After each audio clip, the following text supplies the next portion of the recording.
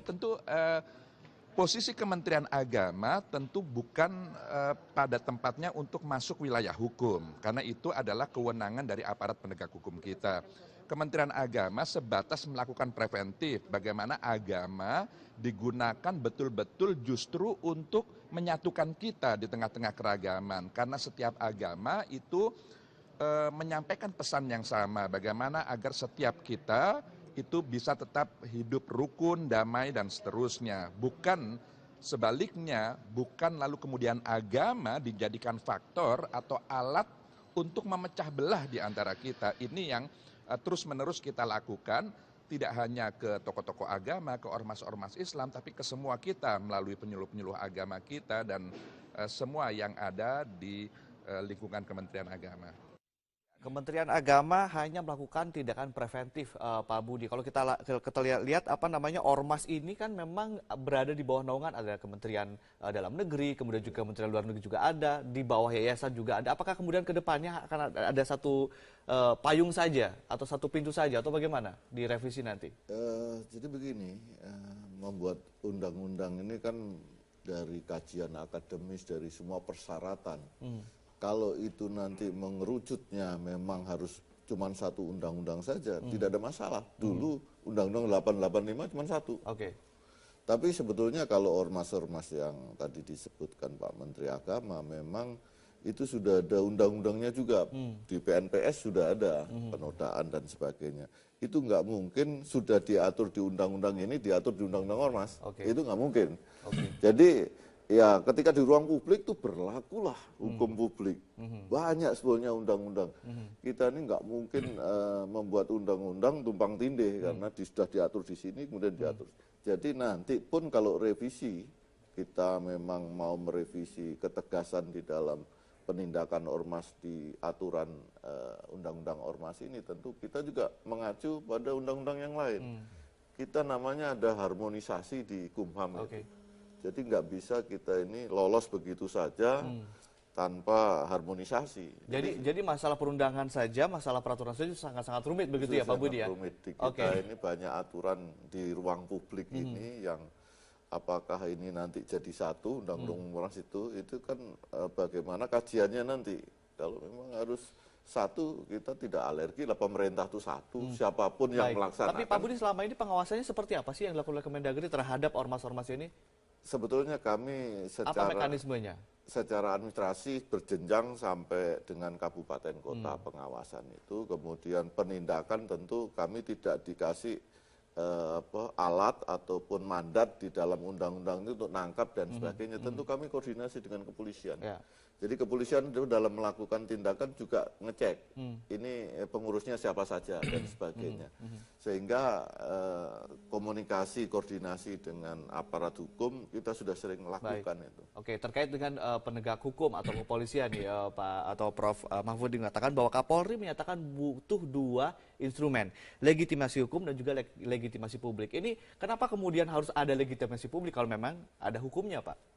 Iya, begini, karena kadangkala kalau hukumnya ditegakkan secara apa adanya, memang kadangkala di masyarakat ada problem. Kalau saya mengikuti Kapolri memberi contoh begini, bagaimana misalnya di luar soal keormasan, ada orang merambah hutan karena kebutuhan yang sangat mendesak, karena kemiskinan, itu kan melanggar hukum.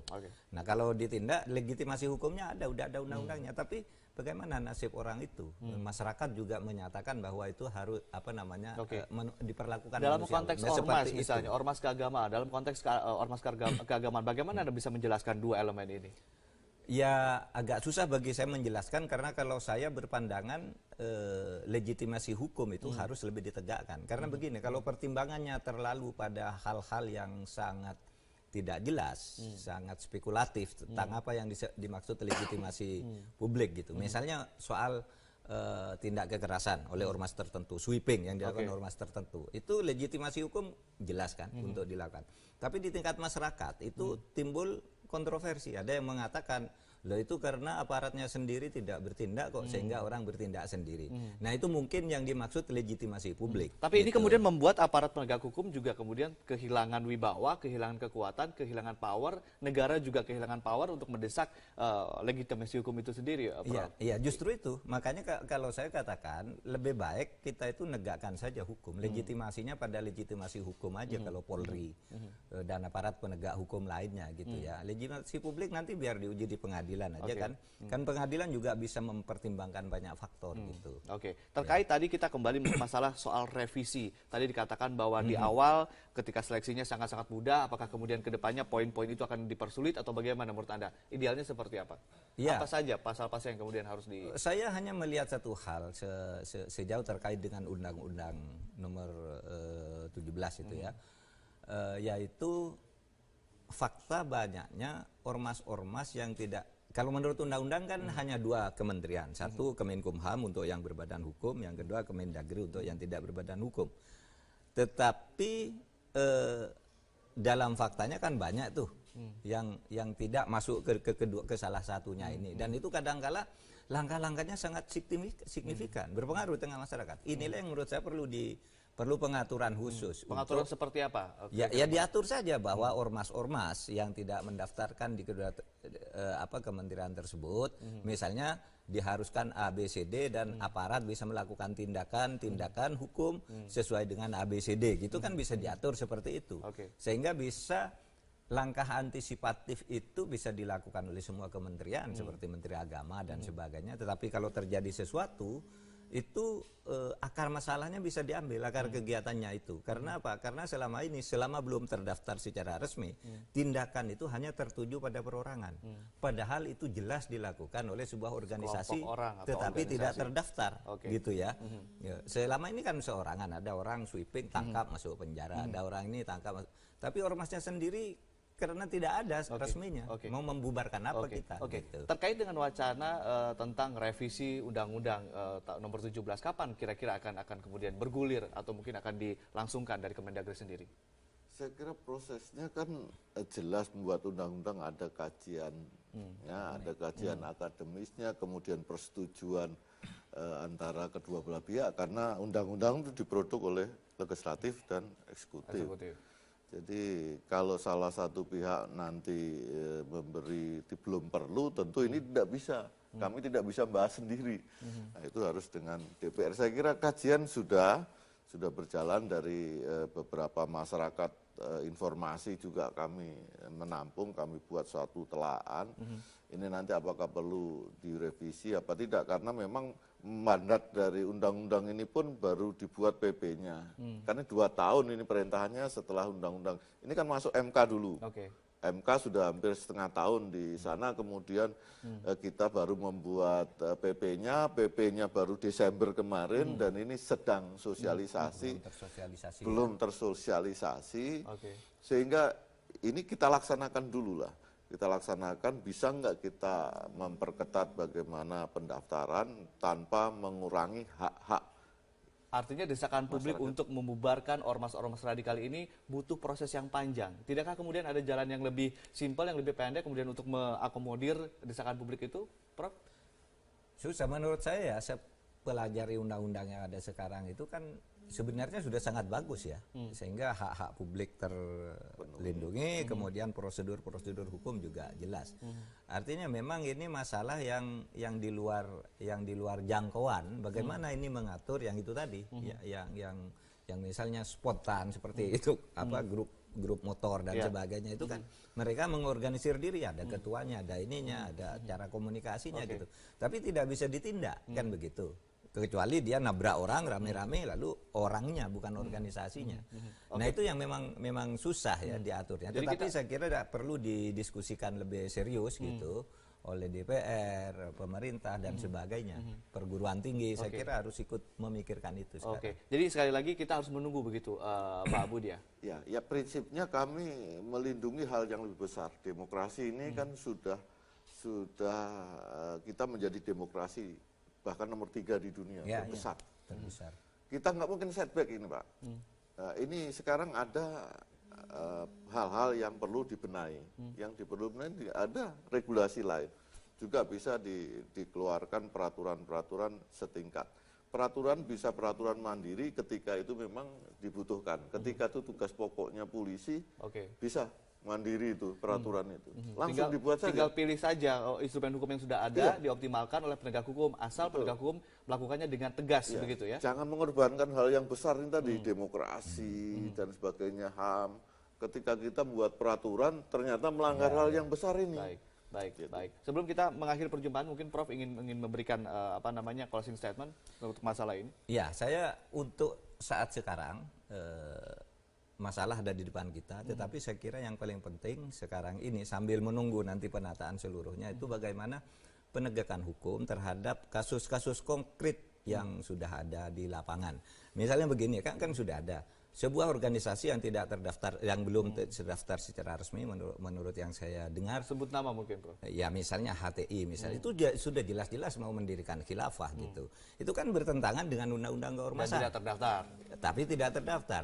Ada juga ormas seperti FPI sering dituding melakukan tindakan yang melanggar ketentuan ormas, yaitu merampas wewenang penegak hukum. Misalnya sweeping itu kan wewenangnya penegak hukum. Tetapi tidak bisa ditindak karena ormasnya tidak terdaftar. Tapi orangnya yang tertangkap aja. Itu pun dimaksimalkan. Orang yang tertangkap ini langsung aja ditindak gitu. Dengan instrumen hukum yang ada. Iya, dengan instrumen hukum yang ada. Baik, Prof. Mahfud MD, terima kasih telah berbagi insight bersama kami. Juga Pak Budi, terima kasih telah hadir di Metro Pagi Prime Time. Dan pemirsa, Menteri Agama telah mengeluarkan pernyataan tegas terkait keberadaan ormas Islam dan keagamaan jangan sampai memecah belah persatuan Indonesia. Dan pemirsa, Metro Pagi Prime Time akan segera kembali usai jeda berikut ini.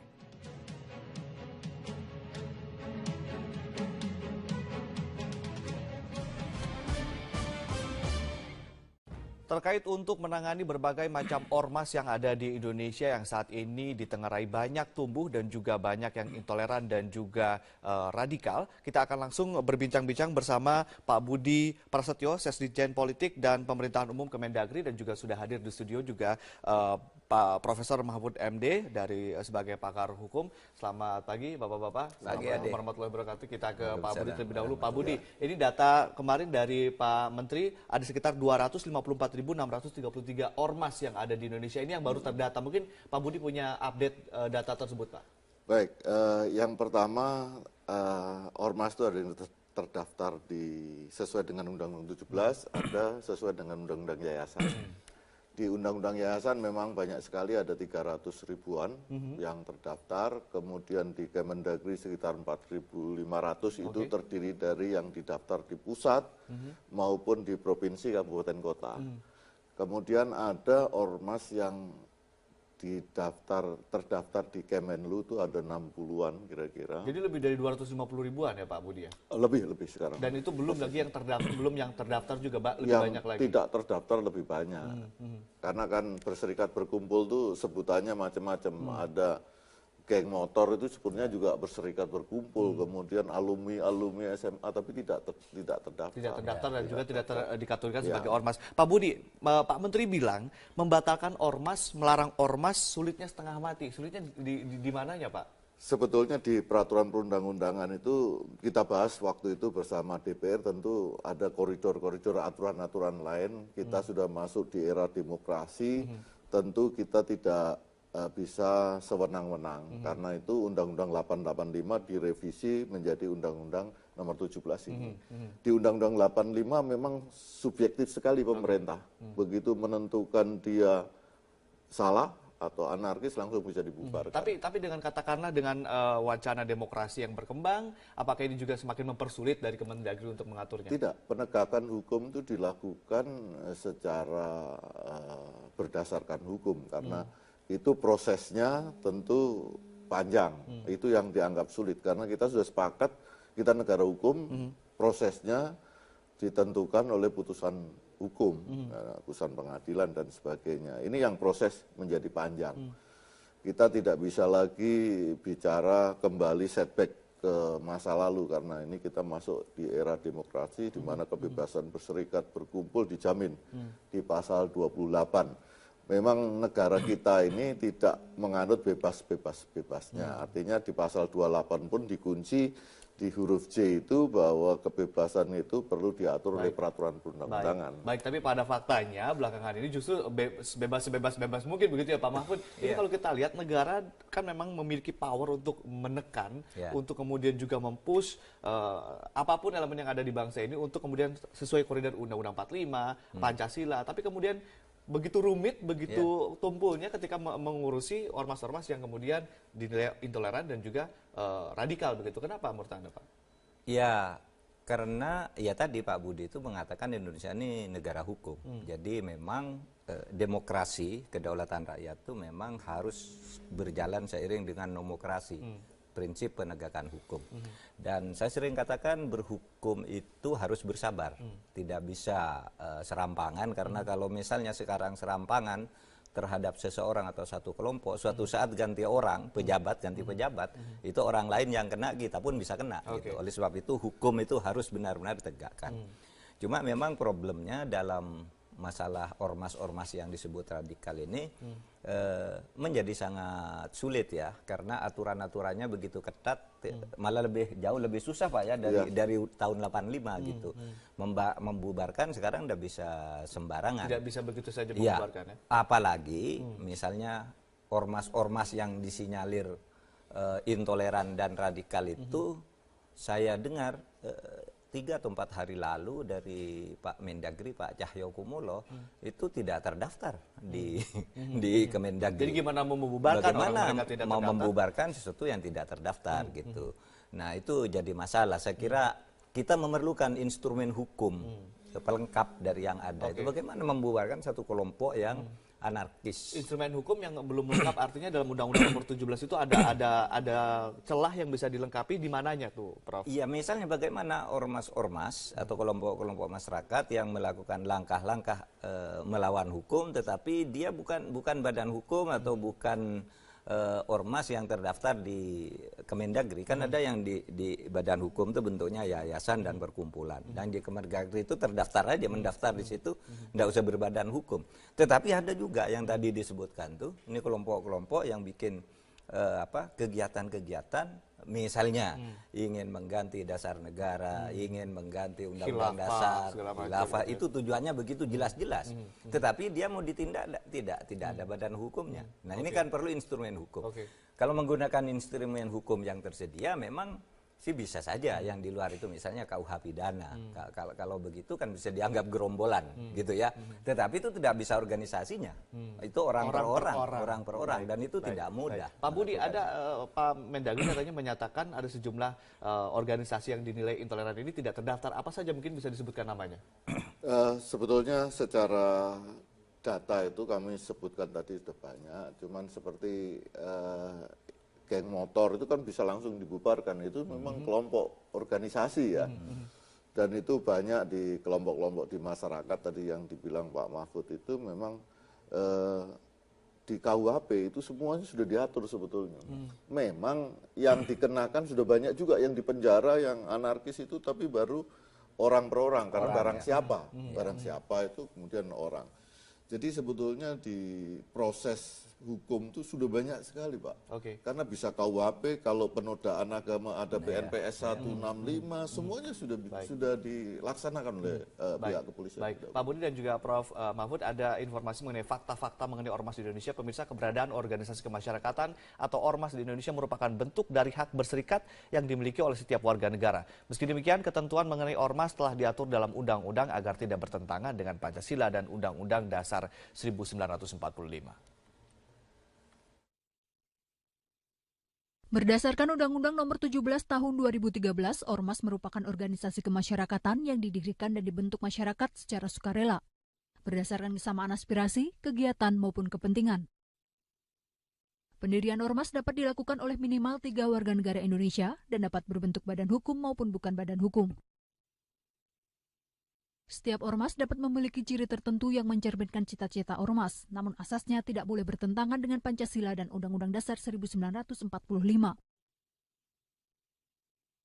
Dalam melaksanakan kegiatannya, ormas pun memiliki sejumlah larangan. Di antaranya dilarang untuk melakukan tindakan permusuhan terhadap suku, agama, ras, dan golongan tertentu, melakukan kegiatan separatis, melakukan kekerasan, dan mengganggu ketertiban umum. Jika larangan ini dilanggar, maka ormas dapat dikenai sanksi dari peringatan tertulis, penghentian bantuan dana, hingga pencabutan izin. Tim Liputan Metro TV. Ya, tadi dikatakan bahwa ada sejumlah ormas yang memang tidak memiliki izin, tidak bisa dibubarkan. Kalau misalnya katakanlah Hizbut Tahrir Indonesia, Front Pembela Islam, ini mereka punya izin atau bagaimana? Sebetulnya ada yang misalkan sudah terdaftar, Pak. Ketika di ruang publik sudah beda lagi. Ketika di ruang publik, ketika dia melakukan pelanggaran, maka ada sanksi-sanksi KUHP dan sebagainya. Sebetulnya di KUHP juga sudah komplit, Pak. Ketika dia anarkis, ketika dia merusak taman, ada perda. Dan ini sudah banyak yang kena sanksi-sanksi itu. Saya kira catatan di Polda sudah banyak setiap kegiatan aktivitas anarkis sudah ada penahanan. Namun ini tidak masuk pada organisasinya. Ini baru orang per orangnya atau kelompok-kelompok tertentu yang ikut demonstrasi. Saya kira penegakan hukum sudah banyak dilakukan, bahkan ketika Polres tidak netral pun dicopot dari jabatan. Ini tindakan-tindakan yang sudah dilakukan oleh aparat. Karena sebenarnya pejabat ini kan disumpah untuk melaksanakan peraturan perundang-undangan. Jadi ini kalau menurut Anda, Prof, kenapa kemudian ormas-ormas ini semakin berani? Apakah karena memang ketidakjelasan instrumen hukum itu atau mungkin ada elemen lain, ada faktor lain? Faktor lain sekarang suara untuk memberi kebebasan itu kan semakin kuat di tengah-tengah masyarakat ya. Media massa juga menggunakan kebebasannya sendiri. Pada akhirnya dia juga sulit mengontrol, melarang orang lain untuk tidak menggunakan kebebasannya dengan caranya sendiri. Oleh sebab itu maka yang terpenting itu adalah yaitu tadi penegakan hukum. Kalau dia belum terdaftar secara resmi di Kemenkumham maupun di Kemendagri, ya orang-orangnya saja ditindak. Anggap aja itu gerombolan kan. Gerombolan itu kan tidak ada organisasinya. Orang-orangnya ditindak tapi kan kemudian mengulangi perbuatannya lagi setelah bebas, itu bagaimana, Prof? Ya. Ini faktanya memang seperti itu yang terjadi. Ya memang itu kan akhirnya kan residivis dia sebenarnya kalau dia lagi. Oleh sebab itu hukum tetap harus tegak ya. Kalau melakukan lagi ya ditindak lagi gitu. Ada wacana bahwa Kemendagri akan melakukan revisi Undang-Undang Nomor 17. Apakah ini tepat ataukah mubazir? Bagaimana menurut Anda? Saya kira tepat ya untuk mengisi kekosongan itu, untuk menindak ormas-ormas yang secara faktual ada tetapi tidak terdaftar di Kemendagri maupun di Kemenkumham. Itu sehingga nanti ada ininya ada landasan untuk menindaknya. Ada payung hukumnya. Memang sekarang seperti dikatakan Pak Budi tadi, berbagai undang-undang sudah bisa mengatur menindak tindakan itu. Tapi kalau jenis kelompok yang jenisnya sudah jelas ada, terorganisir dan tentu ditentukan syarat-syarat apa bisa disebut ormas tetapi tidak terdaftar secara resmi yang bisa ditindak sebagai satu kesatuan organisasi, itu saya kira memang perlu ditambah untuk hal-hal yang seperti itu. Undang-undangnya ditambah, direvisi, lalu kemudian juga penegakan hukum yang lebih penting begitu ya. Tapi saya ingin kembali ke awal nih, Pak Budi. Emang sebegitu gampangnya Pak bikin ormas? Mendaftar secara online ke Kemendagri, lalu kemudian juga ada yang lewat Kementerian Luar Negeri begitu? Prinsipnya kita mempermudah masyarakat, melayani masyarakat, sehingga kita dalam pendaftaran itu tidak terlalu banyak persyaratannya. Ada akte notaris, kalau ini di Kemendagri, kemudian ada ADRT-nya, ada domisilinya, ada pajaknya, NPWP-nya, maka sudah bisa didaftarkan. Cuman memang undang-undang ini memerintahkan PP baru lahir kemarin Desember. Kemudian kami sedang melakukan sosialisasi ini. Di PP itu pendaftaran memang ada verifikasinya. Ada verifikasinya, artinya pengurusnya siapa, domisilinya di mana. Ini data-data ini kami peroleh, kemudian kami tetapkan ini perlu diberikan surat keterangan terdaftar apa tidak. Karena itu semacam selektif sebetulnya. Di samping kita melayani, memberikan hak-hak masyarakat untuk berserikat berkumpul, kita layani, kemudian kita juga ada namanya saringan, supaya ini tidak sembarangan orang juga mendirikan ormas yang sah. Nah ini sudah dilakukan di PP ini, Pak. Cuman ini baru sedang berlangsung. Kalau ini direvisi, tentu ini belum melaksanakan secara. Tapi saya kira pemerintah tidak alergi lah untuk direvisi. Kalau memang ini tidak menjamin. Ya. Kalau memang perlu direvisi, kira-kira poin-poin apa saja yang perlu kemudian dilakukan, pasal per pasal, hal ketika misalnya mendaftarkannya, atau mungkin ketika pengawasannya, nanti kita akan bahas setelah jeda yang satu ini, Pak Budi dan juga Prof. Dan pemirsa tetaplah bersama kami, Metro Pagi Prime Time akan segera kembali.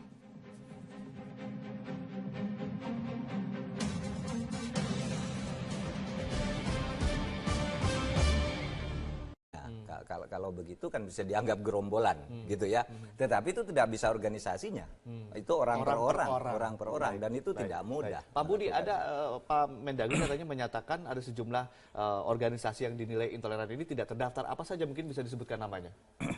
Sebetulnya secara data itu kami sebutkan tadi sudah banyak. Cuman seperti geng motor itu kan bisa langsung dibubarkan. Itu memang kelompok organisasi ya.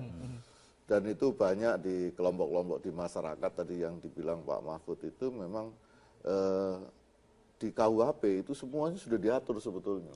Memang yang dikenakan sudah banyak juga yang dipenjara, yang anarkis itu tapi baru orang per orang karena barang siapa, barang siapa itu kemudian orang. Jadi sebetulnya di proses hukum itu sudah banyak sekali, Pak. Karena bisa KUHP, kalau penodaan agama ada PNPS 165, semuanya sudah dilaksanakan oleh pihak kepolisian. Baik, Pak Budi dan juga Prof. Mahfud, ada informasi mengenai fakta-fakta mengenai ormas di Indonesia. Pemirsa, keberadaan organisasi kemasyarakatan atau ormas di Indonesia merupakan bentuk dari hak berserikat yang dimiliki oleh setiap warga negara. Meski demikian, ketentuan mengenai ormas telah diatur dalam undang-undang agar tidak bertentangan dengan Pancasila dan Undang-Undang Dasar 1945. Berdasarkan Undang-Undang Nomor 17 Tahun 2013, ormas merupakan organisasi kemasyarakatan yang didirikan dan dibentuk masyarakat secara sukarela, berdasarkan kesamaan aspirasi, kegiatan maupun kepentingan. Pendirian ormas dapat dilakukan oleh minimal 3 warga negara Indonesia dan dapat berbentuk badan hukum maupun bukan badan hukum. Setiap ormas dapat memiliki ciri tertentu yang mencerminkan cita-cita ormas, namun asasnya tidak boleh bertentangan dengan Pancasila dan Undang-Undang Dasar 1945.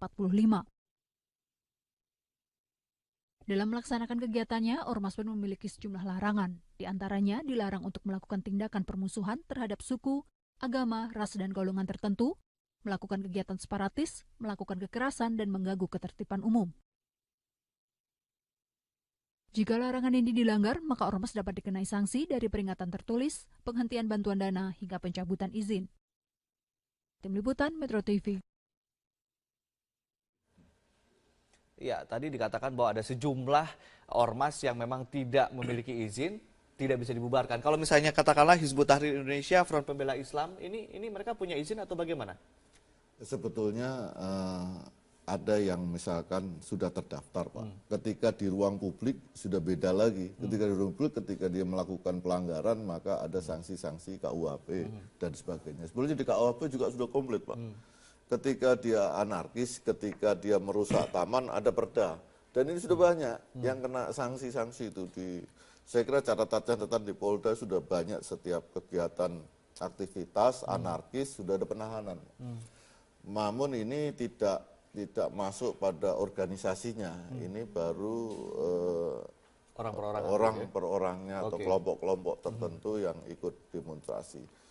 Saya kira penegakan hukum sudah banyak dilakukan, bahkan ketika Polres tidak netral pun dicopot dari jabatan. Ini tindakan-tindakan yang sudah dilakukan oleh aparat.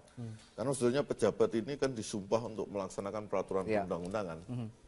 Jadi ini kalau menurut Anda, Prof, kenapa kemudian ormas-ormas ini semakin berani? Apakah karena memang ketidakjelasan instrumen hukum itu atau mungkin ada elemen lain, ada faktor lain? Faktor lain. Sekarang suara untuk memberi kebebasan itu kan semakin kuat di tengah-tengah masyarakat ya. Media massa juga menggunakan kebebasannya sendiri. Pada akhirnya dia juga sulit mengontrol, melarang orang lain untuk tidak menggunakan kebebasannya dengan caranya sendiri. Oleh sebab itu maka yang terpenting itu adalah yaitu tadi penegakan hukum. Kalau dia belum terdaftar secara resmi di Kemenkumham maupun di Kemendagri, ya orang-orangnya saja ditindak. Anggap aja itu gerombolan kan. Gerombolan itu kan tidak ada organisasi. Lebih banyak. Karena kan berserikat berkumpul tuh sebutannya macam-macam. Ada geng motor itu sebenarnya juga berserikat berkumpul. Kemudian alumni SMA tapi tidak terdaftar. Tidak terdaftar dan juga tidak dikategorikan sebagai ormas. Pak Budi, Pak Menteri bilang membatalkan ormas, melarang ormas sulitnya setengah mati. Sulitnya di mananya, Pak? Sebetulnya di peraturan perundang-undangan itu kita bahas waktu itu bersama DPR, tentu ada koridor-koridor aturan-aturan lain. Kita sudah masuk di era demokrasi, tentu kita tidak bisa sewenang-wenang. Karena itu Undang-Undang 885 direvisi menjadi Undang-Undang nomor 17 ini. Di Undang-Undang 85 memang subjektif sekali pemerintah. Begitu menentukan dia salah atau anarkis langsung bisa dibubarkan. Tapi dengan katakanlah dengan wacana demokrasi yang berkembang, apakah ini juga semakin mempersulit dari Kemendagri untuk mengaturnya? Tidak, penegakan hukum itu dilakukan secara berdasarkan hukum karena itu prosesnya tentu panjang. Itu yang dianggap sulit karena kita sudah sepakat kita negara hukum, prosesnya ditentukan oleh putusan hukum, putusan pengadilan dan sebagainya. Ini yang proses menjadi panjang. Kita tidak bisa lagi bicara kembali setback ke masa lalu karena ini kita masuk di era demokrasi di mana kebebasan berserikat berkumpul dijamin di pasal 28. Memang negara kita ini tidak menganut bebas-bebasnya. Artinya di pasal 28 pun dikunci di huruf C itu bahwa kebebasan itu perlu diatur oleh peraturan perundang-undangan. Baik, tapi pada faktanya belakangan ini justru sebebas mungkin begitu ya Pak Mahfud. Ini kalau kita lihat negara kan memang memiliki power untuk menekan, untuk kemudian juga mempush apapun elemen yang ada di bangsa ini untuk kemudian sesuai koridor Undang-Undang 45, Pancasila. Tapi kemudian begitu rumit, begitu tumpulnya ketika mengurusi ormas-ormas yang kemudian dinilai intoleran dan juga radikal begitu. Kenapa menurut Anda, Pak? Ya, karena ya tadi Pak Budi itu mengatakan Indonesia ini negara hukum. Jadi memang demokrasi, kedaulatan rakyat itu memang harus berjalan seiring dengan demokrasi. Prinsip penegakan hukum. Dan saya sering katakan berhukum itu harus bersabar. Tidak bisa serampangan karena kalau misalnya sekarang serampangan terhadap seseorang atau satu kelompok, suatu saat ganti orang, pejabat ganti pejabat, itu orang lain yang kena kita pun bisa kena. Gitu. Oleh sebab itu hukum itu harus benar-benar ditegakkan. Cuma memang problemnya dalam masalah ormas-ormas yang disebut radikal ini menjadi sangat sulit ya karena aturan-aturannya begitu ketat, malah jauh lebih susah Pak ya dari tahun 85 gitu. Membubarkan sekarang udah bisa sembarangan. Tidak bisa begitu saja membubarkan ya. Apalagi misalnya ormas-ormas yang disinyalir intoleran dan radikal itu saya dengar 3 atau 4 hari lalu dari Pak Mendagri, Pak Cahyokumolo, itu tidak terdaftar di Kemendagri. Jadi gimana mau membubarkan mau membubarkan sesuatu yang tidak terdaftar gitu. Nah itu jadi masalah. Saya kira kita memerlukan instrumen hukum pelengkap dari yang ada. Itu bagaimana membubarkan satu kelompok yang anarkis. Instrumen hukum yang belum lengkap artinya dalam Undang-Undang nomor 17 itu ada celah yang bisa dilengkapi di mananya tuh, Prof? Iya, misalnya bagaimana ormas-ormas atau kelompok-kelompok masyarakat yang melakukan langkah-langkah melawan hukum, tetapi dia bukan badan hukum atau bukan ormas yang terdaftar di Kemendagri. Kan ada yang di badan hukum itu bentuknya yayasan dan perkumpulan. Dan di Kemendagri itu terdaftar aja, mendaftar di situ, tidak usah berbadan hukum. Tetapi ada juga yang tadi disebutkan tuh, ini kelompok-kelompok yang bikin kegiatan-kegiatan, misalnya ingin mengganti dasar negara, ingin mengganti undang-undang dasar, khilafah, itu tujuannya begitu jelas-jelas. Tetapi dia mau ditindak tidak ada badan hukumnya. Nah ini kan perlu instrumen hukum. Kalau menggunakan instrumen hukum yang tersedia memang sih bisa saja yang di luar itu misalnya KUH pidana. Masyarakat juga menyatakan bahwa itu harus diperlakukan dalam konteks ormas misalnya, itu. Ormas keagamaan, dalam konteks ormas keagamaan, bagaimana Anda bisa menjelaskan dua elemen ini? Ya agak susah bagi saya menjelaskan karena kalau saya berpandangan legitimasi hukum itu harus lebih ditegakkan. Karena begini, kalau pertimbangannya terlalu pada hal-hal yang sangat tidak jelas, sangat spekulatif tentang apa yang dimaksud legitimasi publik gitu. Misalnya soal tindak kekerasan oleh ormas tertentu, sweeping yang dilakukan ormas tertentu, itu legitimasi hukum jelas kan untuk dilakukan. Tapi di tingkat masyarakat itu timbul kontroversi. Ada yang mengatakan, loh itu karena aparatnya sendiri tidak bertindak kok sehingga orang bertindak sendiri. Nah itu mungkin yang dimaksud legitimasi publik. Tapi ini gitu. kemudian membuat aparat penegak hukum juga kemudian kehilangan wibawa, kehilangan kekuatan, kehilangan power, negara juga kehilangan power untuk mendesak legitimasi hukum itu sendiri. Iya, justru itu. Makanya kalau saya katakan lebih baik kita itu negakkan saja hukum. Legitimasinya pada legitimasi hukum aja kalau Polri dan aparat penegak hukum lainnya gitu ya. Legitimasi publik nanti biar diuji di pengadilan aja kan. Kan pengadilan juga bisa mempertimbangkan banyak faktor gitu. Terkait tadi kita kembali masalah soal revisi. Tadi dikatakan bahwa di awal ketika seleksinya sangat-sangat mudah, apakah kemudian ke depannya poin-poin itu akan dipersulit atau bagaimana menurut Anda? Idealnya seperti apa? Ya. Apa saja pasal-pasal yang kemudian harus di... Saya hanya melihat satu hal sejauh terkait dengan Undang-Undang nomor 17 itu ya. Yaitu fakta banyaknya ormas-ormas yang tidak. Kalau menurut undang-undang kan hanya 2 kementerian. Satu Kemenkumham untuk yang berbadan hukum, yang kedua Kemendagri untuk yang tidak berbadan hukum. Tetapi dalam faktanya kan banyak tuh yang tidak masuk ke salah satunya ini. Dan itu kadang-kala langkah-langkahnya sangat signifikan, berpengaruh tengah masyarakat. Inilah yang menurut saya perlu pengaturan khusus. Pengaturan seperti apa? Ya diatur saja bahwa ormas-ormas yang tidak mendaftarkan di kedua kementerian tersebut, misalnya diharuskan A, B, C, D dan aparat bisa melakukan tindakan hukum sesuai dengan A, B, C, D. Gitu kan bisa diatur seperti itu.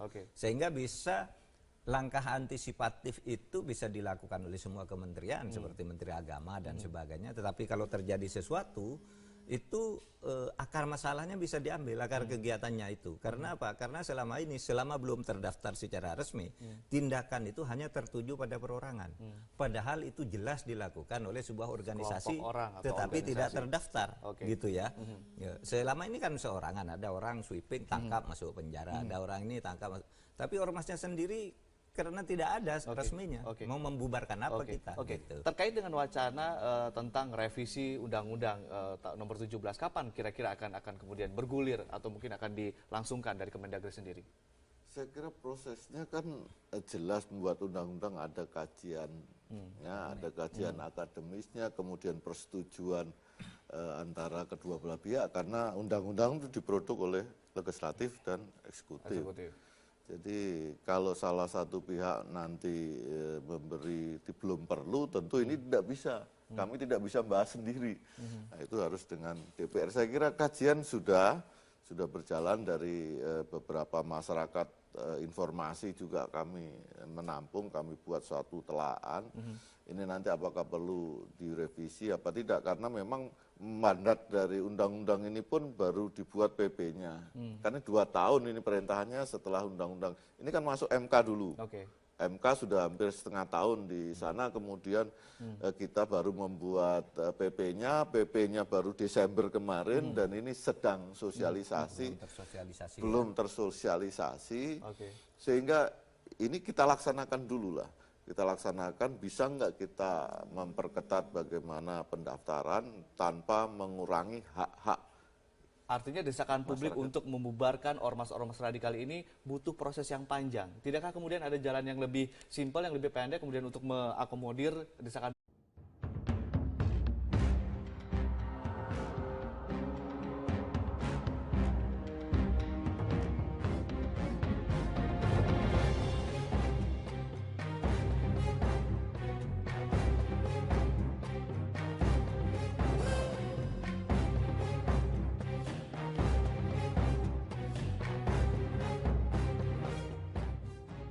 Ya tentu posisi Kementerian Agama tentu bukan pada tempatnya untuk masuk wilayah hukum, karena itu adalah kewenangan dari aparat penegak hukum kita.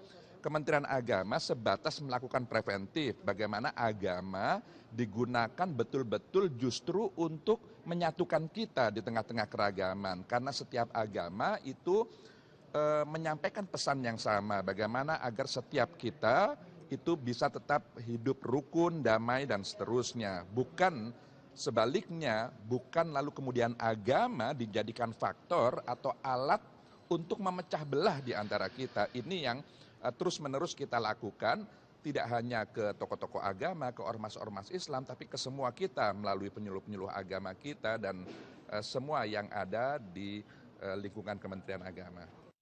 Kementerian Agama hanya melakukan tindakan preventif, Pak Budi. Kalau kita lihat ormas ini kan memang berada di bawah naungan ada Kementerian Dalam Negeri, kemudian juga Kementerian Luar Negeri juga ada, di bawah yayasan juga ada. Apakah kemudian ke depannya akan ada satu payung saja atau satu pintu saja atau bagaimana di revisi nanti?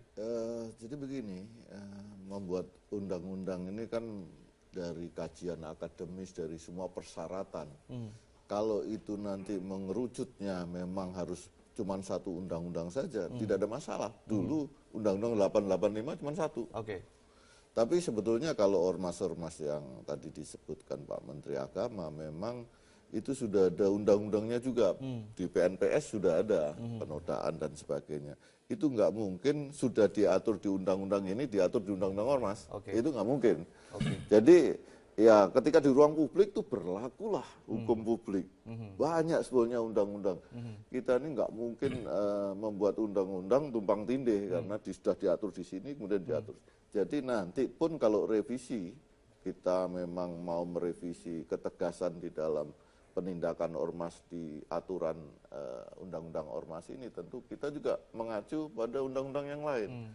Kita namanya ada harmonisasi di Kumham itu. Jadi nggak bisa kita ini lolos begitu saja tanpa harmonisasi. Jadi masalah perundangan saja, masalah peraturan saja sangat-sangat rumit begitu ya Pak Budi ya? Rumit di kita ini banyak aturan di ruang publik ini yang apakah ini nanti jadi satu undang-undang ormas itu kan bagaimana kajiannya nanti. Kalau memang harus satu, kita tidak alergi lah pemerintah itu satu, siapapun yang melaksanakan. Tapi Pak Budi selama ini pengawasannya seperti apa sih yang dilakukan oleh Kemendagri terhadap ormas-ormas ini? Sebetulnya kami Apa mekanismenya?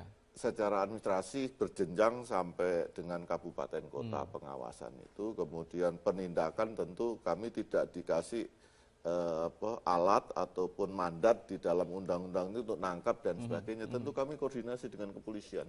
Jadi kepolisian itu dalam melakukan tindakan juga ngecek ini pengurusnya siapa saja dan sebagainya.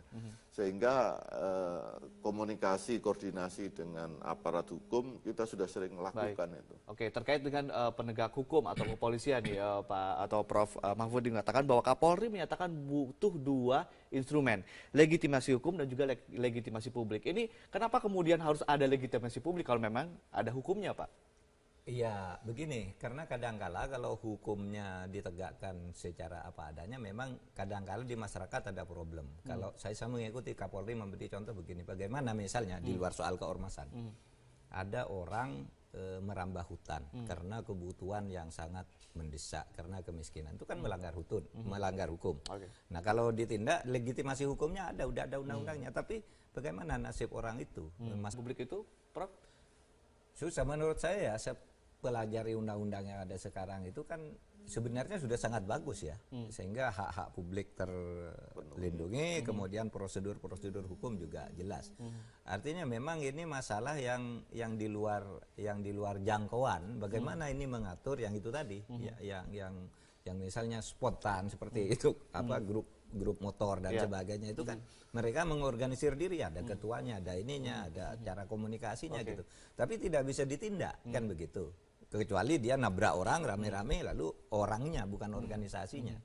Nah itu yang memang susah ya diaturnya. Tetapi saya kira perlu didiskusikan lebih serius gitu oleh DPR, pemerintah dan sebagainya. Perguruan tinggi saya kira harus ikut memikirkan itu sekarang. Jadi sekali lagi kita harus menunggu begitu Pak Budi ya. Ya prinsipnya kami melindungi hal yang lebih besar. Demokrasi ini kan sudah kita menjadi demokrasi bahkan nomor 3 di dunia, terbesar. Terbesar. Kita nggak mungkin setback ini Pak. Ini sekarang ada hal-hal yang perlu dibenahi. Yang perlu dibenahi ada regulasi lain. Juga bisa dikeluarkan peraturan-peraturan setingkat.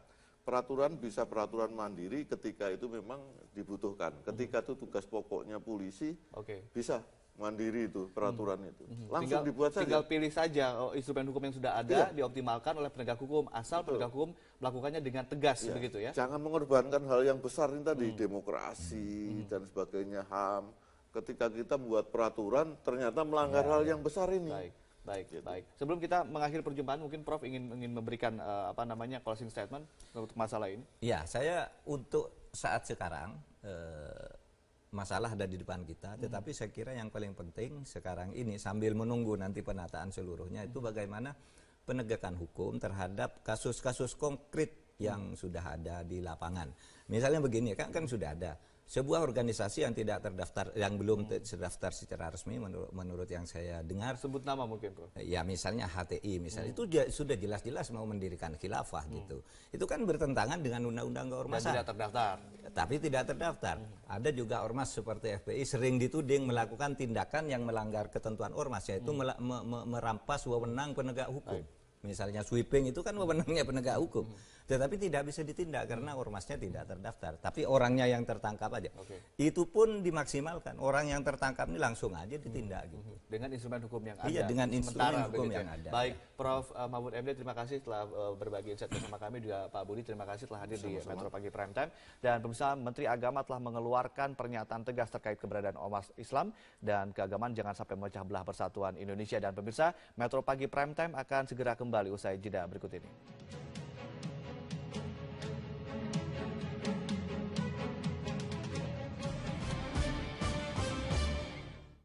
Terkait untuk menangani berbagai macam ormas yang ada di Indonesia yang saat ini ditengarai banyak tumbuh dan juga banyak yang intoleran dan juga radikal, kita akan langsung berbincang-bincang bersama Pak Budi Prasetyo, Sesdijen Politik dan Pemerintahan Umum Kemendagri, dan juga sudah hadir di studio juga Pak Profesor Mahfud MD dari sebagai pakar hukum.